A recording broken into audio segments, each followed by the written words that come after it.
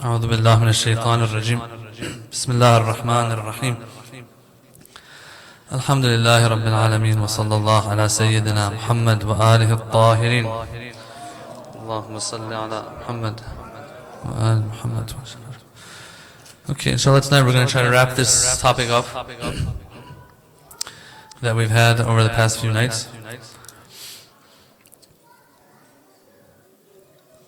So far, this is how far we got, that in this whole topic of dunya, that topic, the thing that usually is bashed a lot by people, and is somehow somewhat implied by what people say, that this to stay away from it as much as we can. We started doing research into this topic a little bit to see what the literature out there says actually in regards to the dunya, to see if it's very bad, normal, pretty good, or very good. To see exactly what our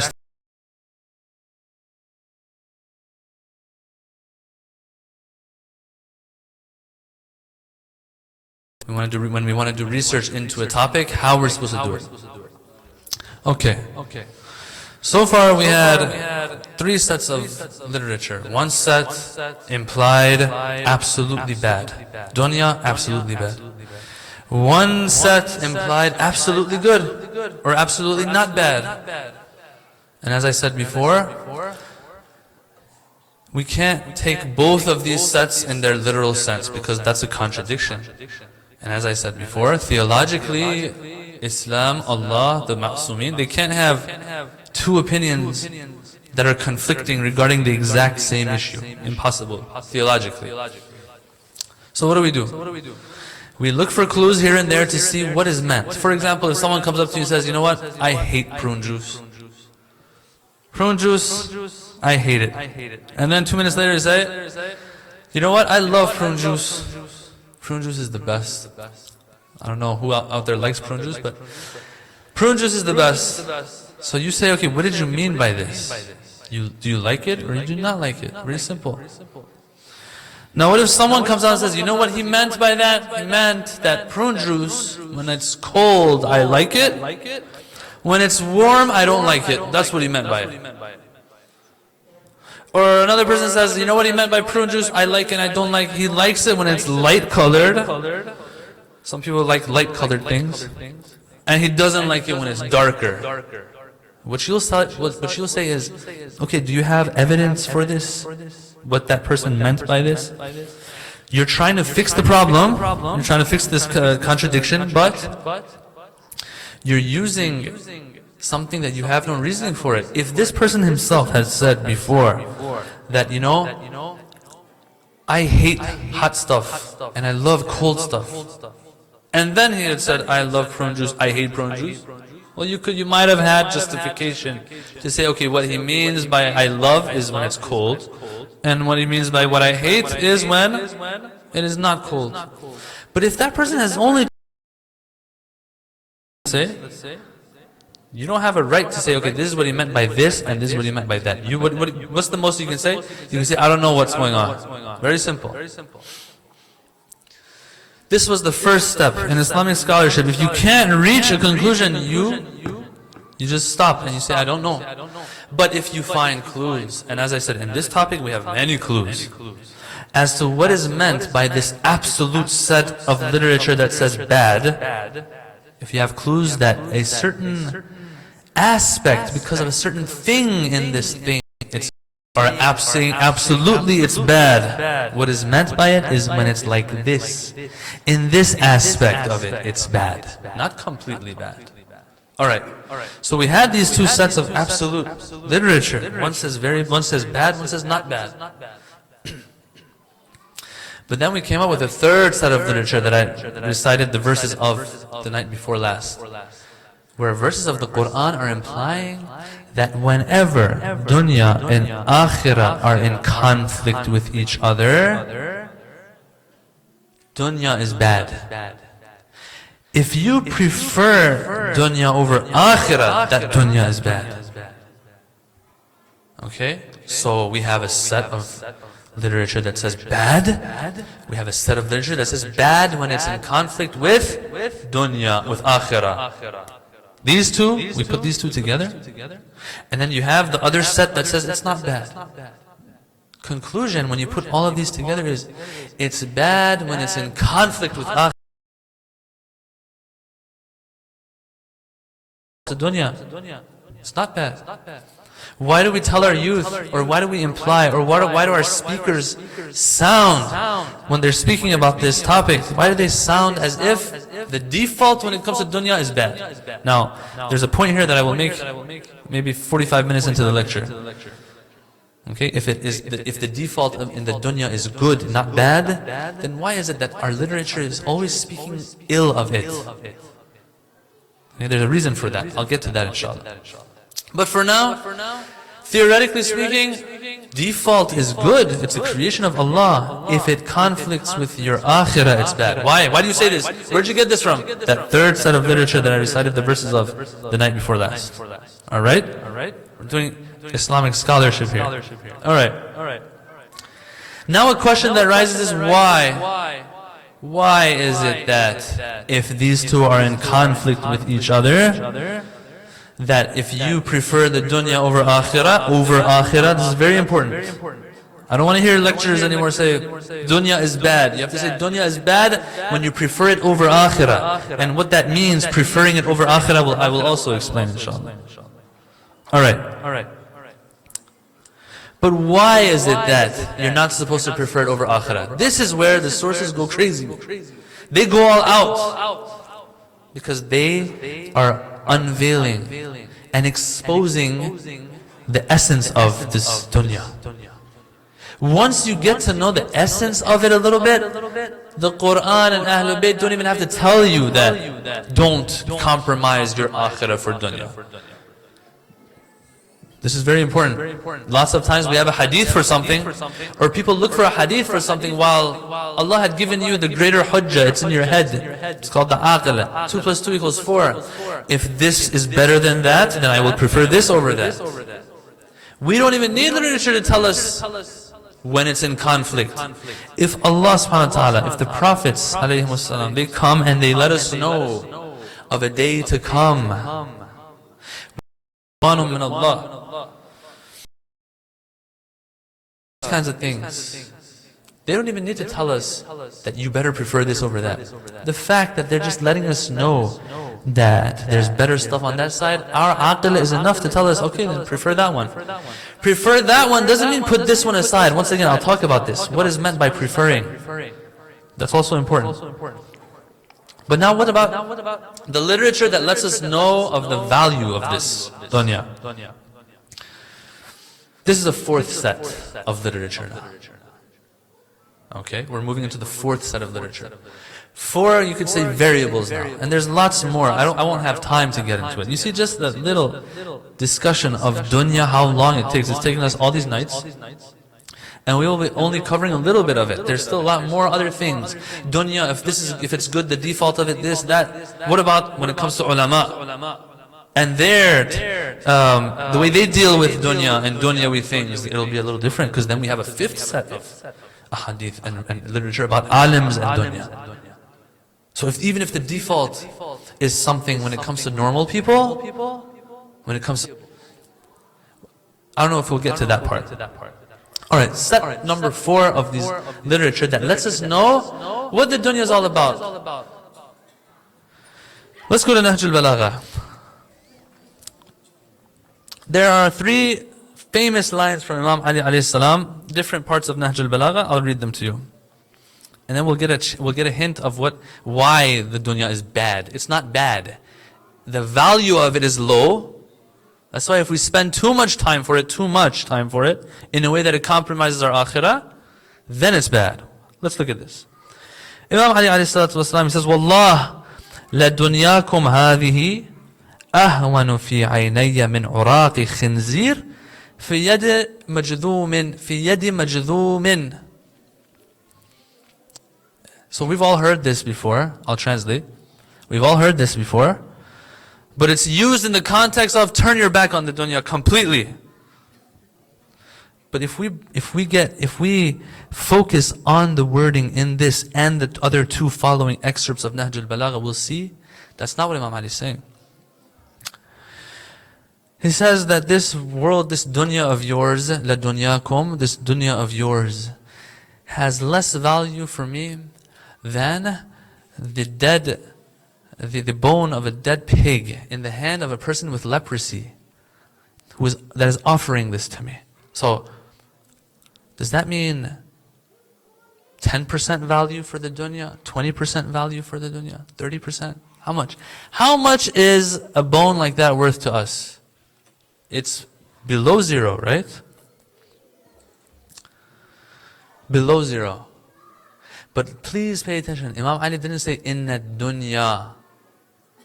Inna dunya, wallah, la dunya hadihi ahwanu fi aynay. He didn't say the dunya is like this. Keep this in mind. We'll go back to it. Number 2. He says, dunyakum hadihi azhadu indi min aftati anzin. This dunya of yours, for me, is worth less than the sneeze of a goat. And I don't know how many of us even knew before this that goats sneeze. Did you know that goats sneeze? I didn't know. What is meant here is that when the goat sneezes, the stuff that comes out of the goat when he sneezes. Mr. Goat, when he sneezes, the stuff that comes out. For Imam Ali, it's worth less than this. But once again, he didn't say inna dunya. This is the dunya. He says dunyakum hadihi. We're getting somewhere.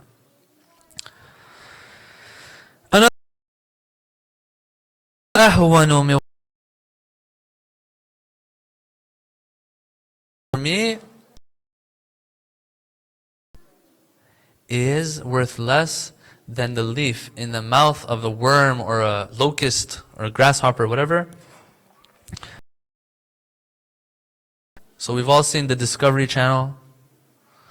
We've seen the ants and insects eating food. When you see that, that is just disgusting. I wonder if that's how the angels look at us when we eat food. How much is that worth? When you see that on the Discovery Channel, how much of that leaf would you like? Oh, not much, if any at all. Imam Ali here, once again, he says, Dunyakum. Your dunya, in my eyes, is worth this much. Meaning zero. Zero. Please pay attention here now. In all 3 of these excerpts, he said, Dunyakum. There, when the person came to Imam Ali alayhi salam and he started speaking bad about the dunya, the Imam defended the dunya. He didn't say, Dunyakum is like a good place. Your dunya is a good place. He said, the dunya. You paying attention? The dunya is a good place. It's where you get your akhirah from. Here, when he's speaking ill of it, all 3 places, these are different places of the Nahj al-Balagha. He keeps saying, Dunyakum, Dunyakum. Which dunya is that the one that's not worth anything for me? Dunyakum, your dunya. What's wrong with you? Itself isn't a problem. Once it's associated with us and the way we look at it and the way we deal with it and the way we use it to compromise our akhirah, that's when all of a sudden it loses all value. So here, when he says the dead bone of a pig, when he says the leaf that he's chewing on, he says the sneeze of the goat, since he has added kum, you, your dunya, since he has added this to dunya, he's allowed to say it's worthless. Does that mean the dunya had the problem, or the kum, you guys, had the problem? This is very important. You're the problem. I'm the problem. I'm the problem. When the dunya is associated with me, because of the way I look at it, the way I deal with it, all of a sudden things go down. Things are zero value. No value at all. Does that mean the dunya doesn't have value or I don't have value? The way I look at it. That's the problem. It's right here. This is the problem. So dunya is an objective reality, brothers and sisters. If it's good, it's always good. I am the problem. And that's why you have a beautiful line. Imam Ali in Nahj al-Balagha, he says, يَنْحَدَرُ عَنِّ السَّيْلِ وَلَا يَرْقَى إِلَيَّ الطَّيْرِ.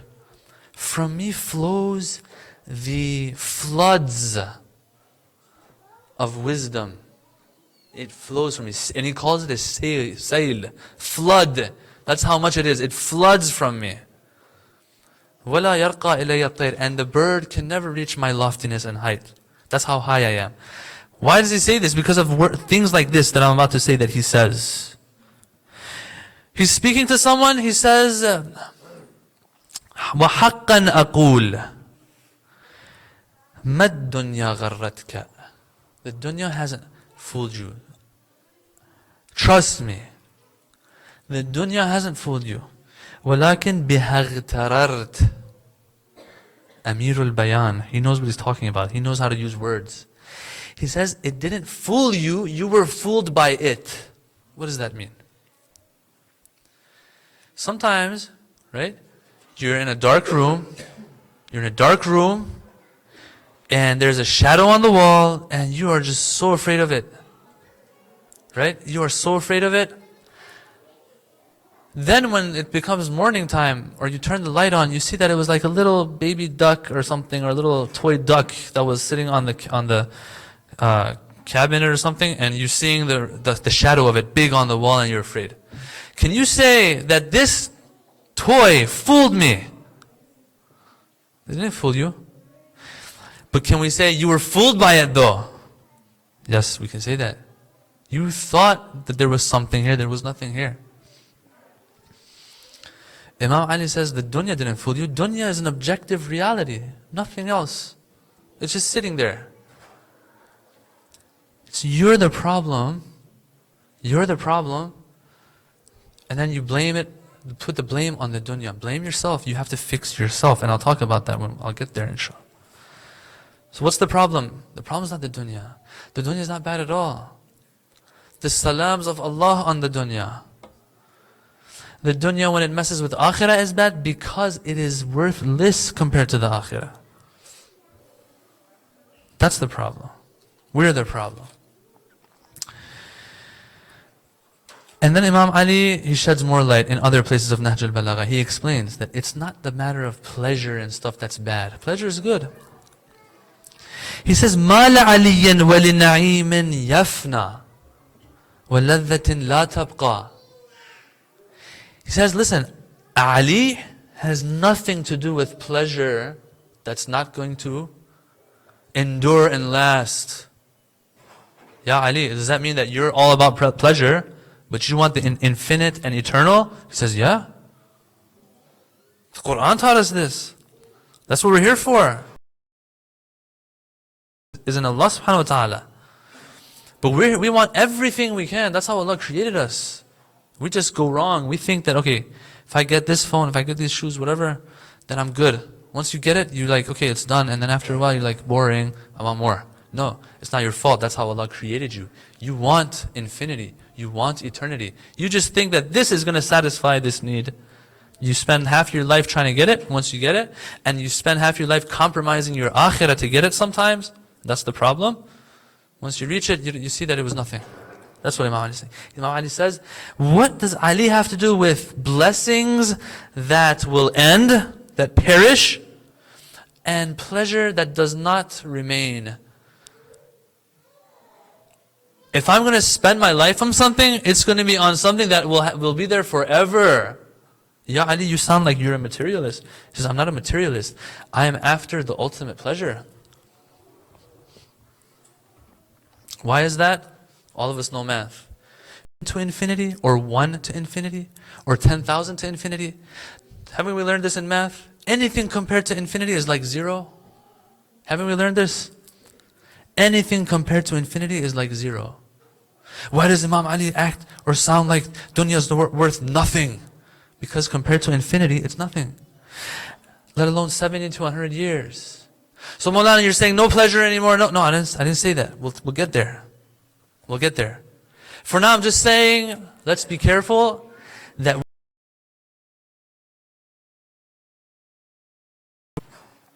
ما أسف في دار أولها عناء وآخرها فناء في حلالها حساب في حرامها عقاب. Imam Ali says, what do you want me to say? What can I say about a life that starts with hardship and pain ever since the time you're born, right? And you come into this world, hardship, pain, suffering, and eventually what are you moving towards? Fana, destruction, annihilation, finished, nothing, 0. I don't know. If I wasn't a Muslim, I would probably commit suicide. Because knowing that you're going to die anyway, why go through all this trouble in this life? Right? That's what Islam gives you. That's what Deen gives you. It gives you worldview. That's why we have to keep continuously reciting Quran at home, reflecting, thinking, translation, understanding, because it gives you hope. Reminds you that there's an akhirah, or else you'll give up. We'll give up.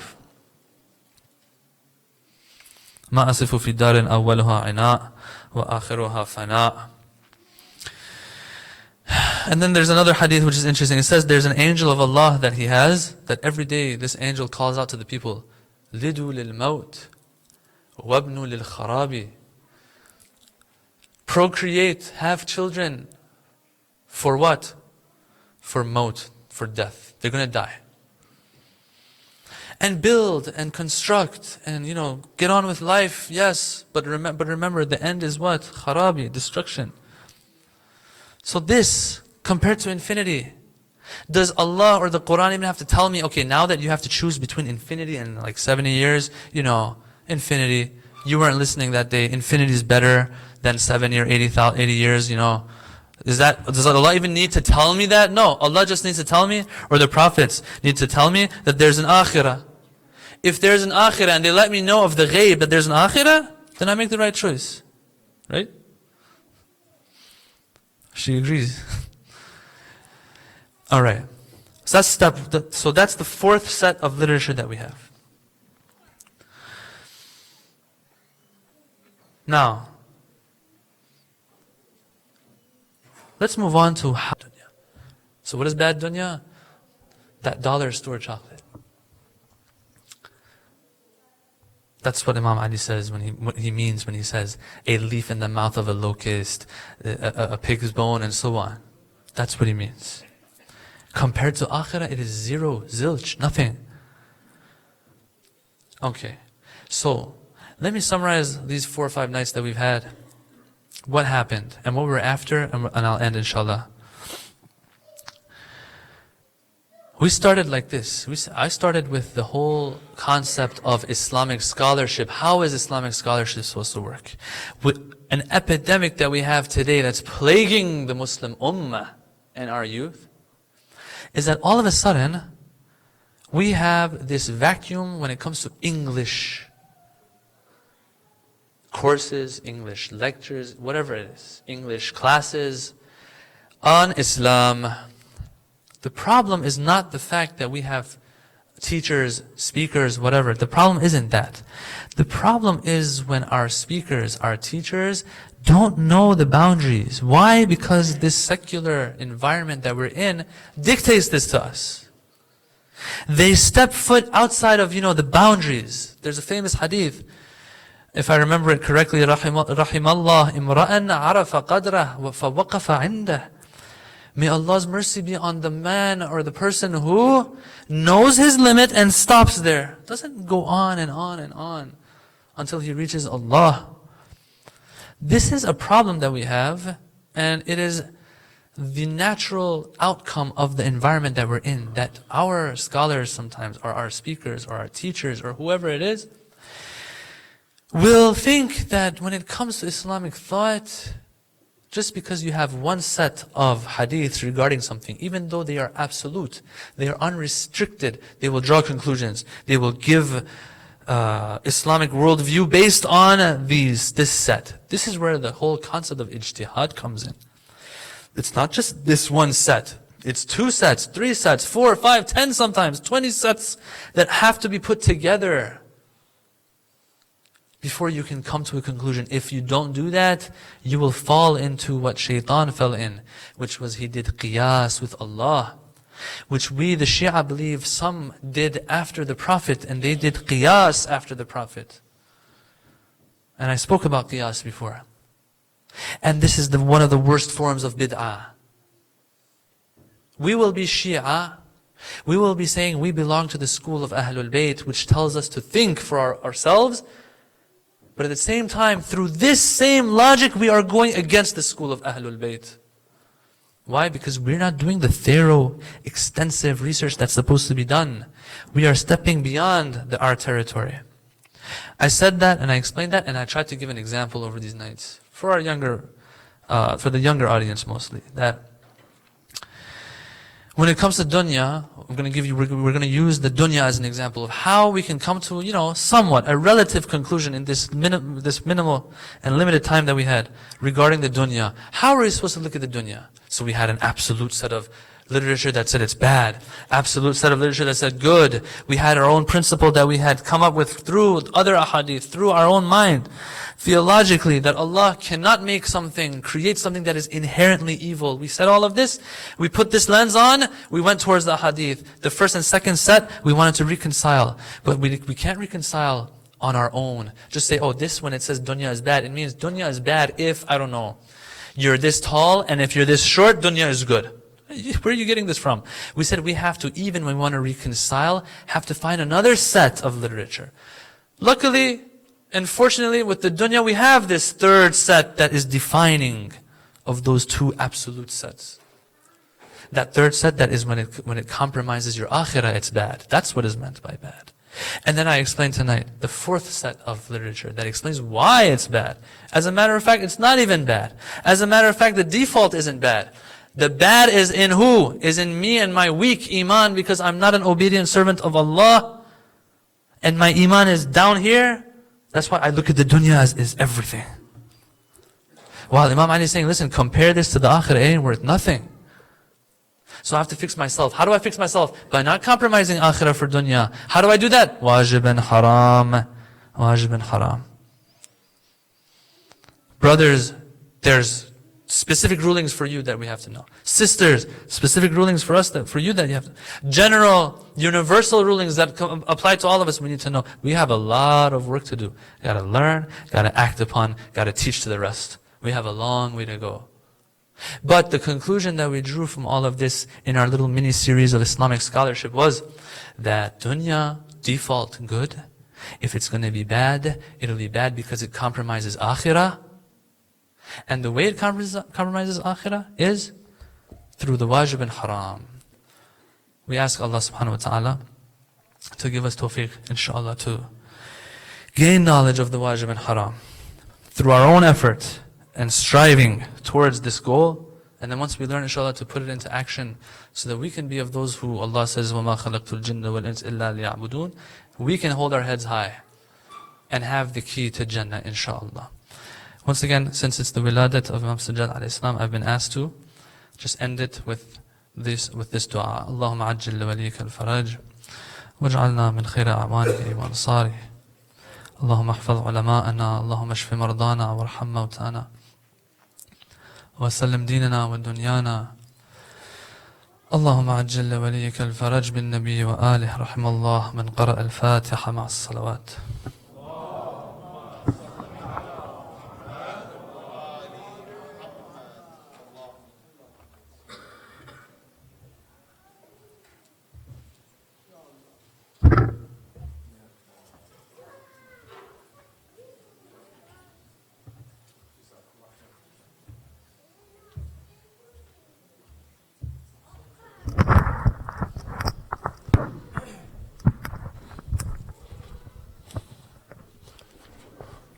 صلى على محمد وآل محمد. صل على محمد وآل Muhammad. On behalf of Maulana Sayyid Abidi, behalf of all the board, behalf of all of you, I'd like to thank Maulana Muhammad Amin Rastani for spending 5 practical nights. Actually, it's very, very practical nights. His speeches are very well and presented, and a lot of information. And inshallah, we'll try our best to follow those to be a practical and balanced mu'min and Muslim, inshallah, and follower of Ahlul Bayt to continue our life. I'd like to thank you, Maulana. Thank you very much. May Allah bless you. May Allah bless all of us, inshallah. Now, ziyarah, inshallah. Sallallahu ala Muhammad wa ala Muhammad. اللهم صل. السلام عليكم. الله وجد بالقاسم محمد. الصلاة والسلام على علي الطاهرة فاطمة الزهراء سيدة نساء العالمين. الصلاة والسلام على الحسن المجتبى الولي الناصح الأمين. السلام عليك يا أبا عبد الله. السلام عليك يا ابن رسول الله. السلام على الحسين وعلى علي بن الحسين وعلى أولاد الحسين وعلى أصحاب الحسين جميعا ورحمة الله وبركاته. الصلاة والسلام على الأئمة المعصومين من ذرية الحسين، لا سيما بقية الله في الأرضين مولانا صاحب العصر والزمان، عجل الله فرجه الشريف، وجعلنا من أعوانه وأنصاره والمستشهدين بين يديه في جملة أولياء برحمتك يا أرحم الراحمين. وإلى أرواح المؤمنين والمؤمنات وأمات الحاضرين رحم الله من قرأ الفاتحة مع الصلوات.